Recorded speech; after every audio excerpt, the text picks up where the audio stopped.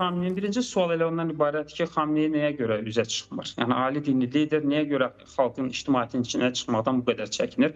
Bunun da net bir cavabı vardır ki, öz təhlükəsizliyini təmin etməkdə bir qədər acizlik nümayiş etdirmək kimi. Yəni ölkəsinin daxilində ictimaiyyətin içərisinə çıxmağın bir tək səbəbi ola bilər ki, bu da hakimiyyət daxilindəki güvənsizliyin olmasıdır. Yəni ali dinli lider özünü qorunmaqdan ötürü maksimum olaraq təhlükəsizlik mövqeyini tutub. Artıq dövlətin idarə edilməsindən daha çox qərarlar, dövlətlə bağlı qərarlar verməkdən daha çox özünün təhlükəsizliyini qorumaq mövqeyini seçir. Bu da ondan xəbər verir ki, iki məsələ ola bilər burada.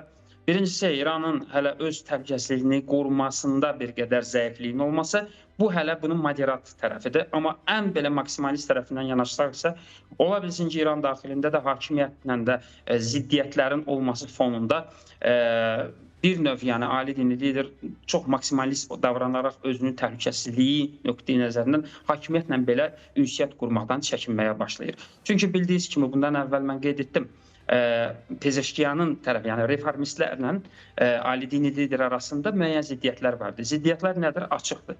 Burada Amerika Birləşmiş Ştatları ilə danışıqlara getmək məsələsidir. Dövlətin daha çox iqtisadi məsələlərini müzakirə etmək, yəni iqtisadi məqsədlərini ön plana çıxartmaq. Amma biz ali dini liderin mövqeyindən baxsaq isə, onlar iqtisadi rifahdan daha çox rejimin daha çox qorunması istiqamətində addımlar atır ki, bu da yəni sistemin qorunması, daha çox rejimin ayaqda qalması məqsədini daşıyır. Amma Pezeşkiyanın mövqeyindən biz baxsaq, yəni reformistlərin, hakimiyyətin mövqeyindən baxanda isə, onlar daha çox danışıqlar masasında Amerika Birləşmiş Ştatları ilə hansısa müəyyən formalarda razılığa getməyə yaxındırlar və xüsusilə də İran üzərindəki bu ağır sanksiyaların aradan qaldırılması və yaxın zamanda İranın da artıq ticarət dövriyyəsində bir növ iflic bir vəziyyətdən çıxması istiqamətində çox ciddi addımlara səy göstərirlər. Məhz budur ki, bu məsələdir ki, bu günləri hakimiyyət daxilində bu böyük bir ziddiyyət daşıyır. Çünki məqsədlər tamam haçalanmış vəziyyətdə olduğundan da ona görə də ali dini lider özünü təhlükəli, artıq təhlükəsiz belə deyək, bir təhlükə belə deyək qarşısında burun-buruna olmuş kimi hiss edir. Və bu səbəbdən də artıq biz burada bir çox belə əcaib bir boşluq görürük və bu boşluqdan da təbii ki, artıq yavaş-yavaş Amerika Birləşmiş Ştatları da hiss eləyir, bundan istifadə eləyir və zamanı gəldiyində ola bilər ki, yəni bunu İran əleyhinə istifadə edə bilər. Amma bugün bir məsələni xatırlayım, unutmadım. Yəni onu demək istəyirdim ki, İranın hal-hazırda özünü qorumaq üçün müəyyən hələ ki şansları vardır. Nəyə görə?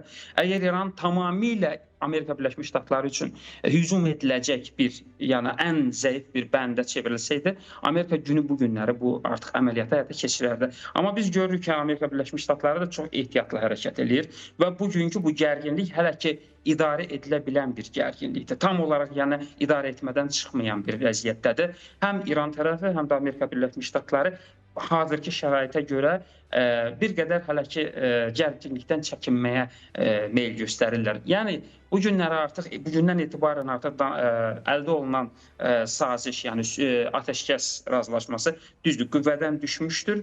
Amma bunun sabahları yenidən nəyisə hansısa bir formatda imzalana bilməsi, atəşkəsin əldə edilməsi, hansısa bir formatda razılığın əldə edilməsi də yəni istisna edilmir. Lakin gərginlik moderat olaraq mən dəyərləndirərdim ki, mümkün variantda, yəni Amerika Birləşmiş Ştatları da bildirir ki, quru sahədə döyüşlər ola bilər və İran da buna hazır olduğunu bildirir artıq açıq bəyanatlarda.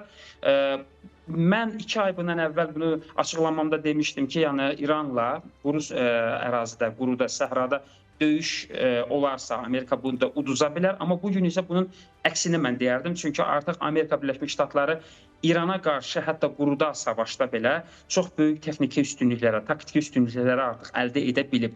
Çünki dediyim kimi kəşfiyyat məlumatları, əldə olunan müəyyən strateji məlumatlar və s. bütün bunlar artıq Amerika Birləşmiş Ştatlarına 20-30% də belə artımla böyük bir avantaj verir ki, İranı hansısa bir formada məğlub edə bilsin. Amma yenə də müharibə faiz yəni nisbəti hələ ki aşağıdır, çünki gərginlik hələ pik həddə deyildir.